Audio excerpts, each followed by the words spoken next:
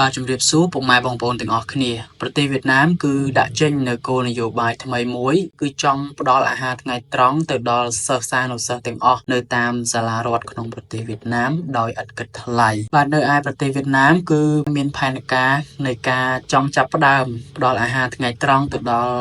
សិស្សានុសិស្សទាំងអស់ឥតគិតថ្លៃនៅតាមសាលារដ្ឋផ្សេងៗនៅក្នុងប្រទេសវៀតណាមហើយគំនិតមួយនេះដែរក៏ត្រូវបានទទួលការកោតសរសើរយ៉ាងខ្លាំងពីសំណាក់ប្រជាជនរបស់ប្រទេសវៀតណាមផងដែរបាទអញ្ចឹងគឺរាជរដ្ឋាភិបាលវៀតណាមគឺគេកំពុងតែយកចិត្តទុកដាក់ទៅលើសុខុមាលភាពរបស់កុមារក៏ដូចជាសិស្សានុសិស្សនៅតាមសាលារបស់ពួកគេដូច្នេះគឺគេចង់ចាប់ផ្ដើមផ្ដល់អាហារដែលមានជីវជាតិក៏ដូចជាអាហារដែលផ្ដល់នូវធម៌ពលក៏ដូចជាផ្ដល់នូវសុខភាពល្អដល់សិស្សរបស់ពួកគេវិញដើម្បីកុំឲ្យសិស្សនឹងញ៉ាំអាហារផ្សេងផ្ដេសផ្ដាស់ប៉ះពាល់ទៅដល់សុខភាពរបស់ពួកគេបាទគោលគំនិតនៃការផ្ដល់អាហារថ្ងៃត្រង់ដោយឥតគិតថ្លៃនៅតាមសាលារដ្ឋរបស់វៀតណាមគឺត្រូវបានទទួលការគាំទ្រពីសំណាក់ឪពុកម្ដាយរបស់សិស្សនិងលោកគ្រូអ្នកគ្រូជាច្រើនដែលពួកគេបាននិយាយថាការផ្ដល់អាហារដែលមានជីវជាតិគឺដើរតួនាទីយ៉ាងសំខាន់នៅក្នុងការជំរុញសុខភាពផ្លូវកាយនិងសុខភាពផ្លូវចិត្តទៅដល់សិស្សានុសិស្សទាំងអស់ដែលកំពុងតែបន្តការសិក្សានៅក្នុងសាលារដ្ឋនេះផងដែរនៅក្នុងកិច្ចប្រជុំថ្មីៗនេះជាមួយនឹងសមាជិកបកកុម្មុយនីសរបស់វៀតណាមនៅឯទីក្រុងហាណូយអគ្គលេខាធិការបកគឺលោកតូលឹមបានប្រាប់អាជ្ញាធរមូលដ្ឋានទាំងអស់ឲ្យត្រួតពិនិត្យមើលលើគោលគំនិតនៃការផ្ដល់ជូននៅអាហារថ្ងៃត្រង់នៅតាមសាលារដ្ឋដោយឥតគិតថ្លៃសម្រាប់សិស្សានុសិស្សទាំងអស់គ្រប់ថ្នាក់នៅឯសាលារដ្ឋរបស់វៀតណាមបាទអញ្ចឹងគឺលោកតូលឹមប្រធានាធិបតីវៀតណាមគឺគាត់បាន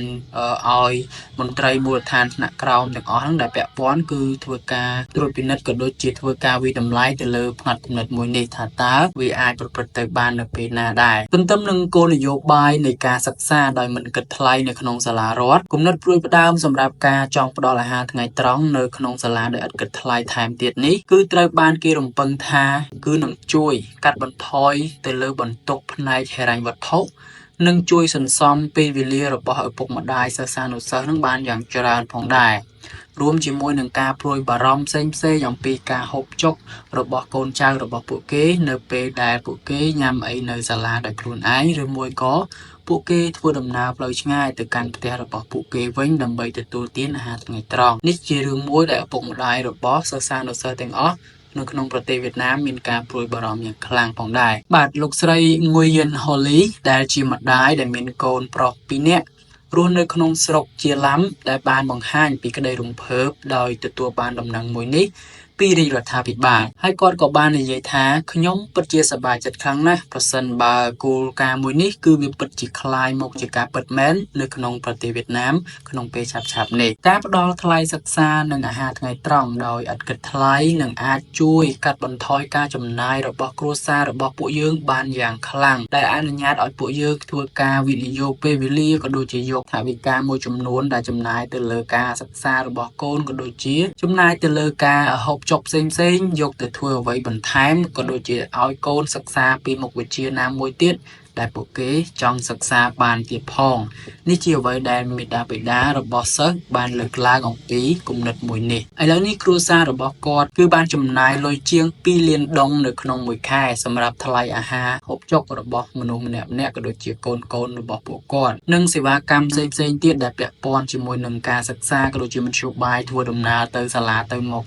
របស់កូនរបស់ពួកគាត់ដូច្នេះកត្តានេះវាបានជួយឲ្យមានការកាត់បន្ថយការចំណាយក៏ដូចជាមានការជំរុញអំពីលោកគ្រូអ្នកគ្រូក៏ដូចជាសិស្សានុសិស្សទាំងអស់ឲ្យចូលរួមធ្វើការញ៉ាំអាហារជុំគ្នានៅសាលាក៏ដូចជាបង្កើននៅការថែទាំសុខភាពឲ្យបានល្អជាងមុនថែមទៀតផងប្រជាជនវៀតណាមម្នាក់ទៀតផងដែរដែលមានឈ្មោះថា Tran Chi Khan ដែលមានកូនកំពុងតែសិក្សានៅសាលាបឋមសិក្សាដែលបានលើកឡើងថាប្រសិនបើសាលាអាចផ្ដល់ជូនអាហារថ្ងៃត្រង់ដោយឥតគិតថ្លៃសម្រាប់កុមារពិតមែនខ្ញុំជឿជាក់ថាឪពុកម្ដាយគ្រប់រូបទាំងអស់នឹងមានការពេញចិត្តយ៉ាងខ្លាំងចំពោះគំនិតមួយនេះកុមារទាំងអស់គឺអាចញ៉ាំអាហារនិងសម្រាកនៅសាលាក្រោមការត្រួតពិនិត្យយ៉ាងយកចិត្តទុកដាក់របស់លោកគ្រូអ្នកគ្រូរបស់ពួកគេហើយយើងអាចនឹងមានភាពងាយស្រួលថែមទៀតដោយសារតែពួកយើងលែងលំបាកនៅក្នុងការជូនពួកគេក៏ដូចជាទៅយកពួកគេពីសាលាទៅមកចំនួន4ដងនៅក្នុងមួយថ្ងៃឯណោះ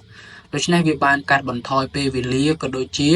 មានការចំណេញថវិកាជាច្រើនចំពោះគំនិតមួយនេះប្រសិនបើអាចអនុវត្តនៅក្នុងពេលឆាប់ៗខាងមុខនេះពិតមែនមិនត្រឹមតែឪពុកម្ដាយរបស់សិស្សនោះទេប៉ុន្តែលោកគ្រូអ្នកគ្រូជាច្រើនផងដែរក៏បានកោតសរសើរអំពីភាពវិជ្ជមាននៃគោលនយោបាយថ្មីមួយនេះផងដែរក្នុងការផ្ដល់ជូននូវអាហារថ្ងៃត្រង់ដែលឥតគិតថ្លៃទៅកាន់កូនសិស្សនៅក្នុងសាលារដ្ឋរបស់វៀតណាមនេះការផ្ដល់អាហារថ្ងៃត្រង់ដែលមានជីវជាតិនៅតាមសាលាគឺដើរតួនាទីយ៉ាងសំខាន់នៅក្នុងការជំរុញការអភិវឌ្ឍទាំងផ្លូវកាយរបស់សិស្សានុសិស្សនិងជួយជំរុញផ្នែកផ្លូវចិត្តរបស់ពួកគេបានយ៉ាងច្រើនថែមទៀតផងកុមារទាំងអស់នឹងទទួលបានថាមពលគ្រប់គ្រាន់និងមានការផ្ដោតអារម្មណ៍បានយ៉ាងល្អចំពោះការសិក្សារបស់ពួកគេប្រកបជាមួយនឹងថាមពលស្វាហាប់ពេញមួយថ្ងៃនៅក្នុងការសិក្សាគោលនយោបាយផ្ដល់អាហារថ្ងៃត្រង់ដែលឥតគិតថ្លៃនិងបន្ធូរបន្ថយការព្រួយបារម្ភរបស់ឪពុកម្ដាយបានយ៉ាងច្រើនជាពិសេសគឺអ្នកដែលចេញមកពីគ្រួសារដែលមានជីវភាពខ្វះខាតតែម្ដង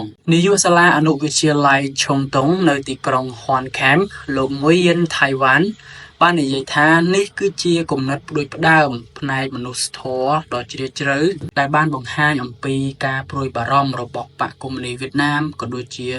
ដ្ឋរបស់វៀតណាមចំពោះវិស័យអប់រំទូទាំងប្រទេសវៀតណាមទាំងមូលផងដែររួមជាមួយនឹងការសិក្សាដោយមិនគិតថ្លៃនៅក្នុងសាលារដ្ឋព្រមទាំងផ្ដល់អាហារថ្ងៃត្រង់ដែលឥតគិតថ្លៃថែមទៀតផងនោះវាដូចជាក្តីសុបិនមួយដែលអាចក្លាយមកជាការពិតសម្រាប់ឪពុកម្ដាយគ្រប់រូបផងដែរប្រសិនបើគោលនយោបាយមួយនេះត្រូវបានអនុវត្តពិតមែនឪពុកម្ដាយគឺអាចធានាបានថាកូនរបស់ពួកគេគឺត្រូវបានថែទាំយ៉ាងពេញលេញនៅឯសាលារាប់ចាប់តាំងពីពួកគេបានទៅដល់សាលារហូតទាល់តែពួកគេដល់ពេលវេលាត្រូវត្រឡប់មកផ្ទះវិញអ្នកជំនាញផ្នែកវិស័យអប់រំម្នាក់ទៀតគឺលោកបុយខាញ់ងុយយិន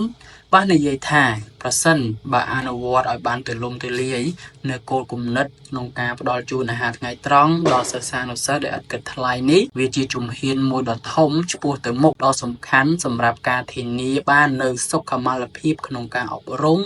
បន្ទាប់ពីការដាក់ឲ្យដំណើរការដោយជោគជ័យក្នុងការសិក្សានៅក្នុងសាលារដ្ឋរបស់វៀតណាមដោយមិនគិតថ្លៃសម្រាប់ប្រជាជនទូទាំងប្រទេសបាទអញ្ចឹងបងប្អូនទាំងអស់គ្នានេះគឺជាគំនិតផ្ដួចផ្ដើមថ្មីមួយរបស់បកកុម្មុយនីសវៀតណាមក៏ដូចជារាជរដ្ឋាភិបាលវៀតណាមក្នុងការយកចិត្តទុកដាក់ទៅលើសុខុមាលភាពរបស់កុមារាកុមារីនៅក្នុងសាលារដ្ឋរបស់វៀតណាមដោយវៀតណាមគ្រោងនឹងផ្ដល់ឲ្យនៅអាហារថ្ងៃត្រង់សម្រាប់សិស្សានុសិស្សដោយមិនគិតថ្លៃដើម្បីផ្ដោតទៅលើសុខុមាលភាពរបស់ពួកគេនិងចូលរួមកាត់បន្ថយការចំណាយរបស់ឪពុកម្ដាយបានយ៉ាងច្រើនផងដែរបាទអញ្ចឹងថ្ងៃនេះគឺខ្ញុំមានព័ត៌មានប៉ុណ្ណឹងថ្ងៃក្រោយខ្ញុំនឹងរកព័ត៌មានសំខាន់ៗចែកជូនបងប្អូនជាបន្តទៀតសូមអរគុណសូមជម្រាបលា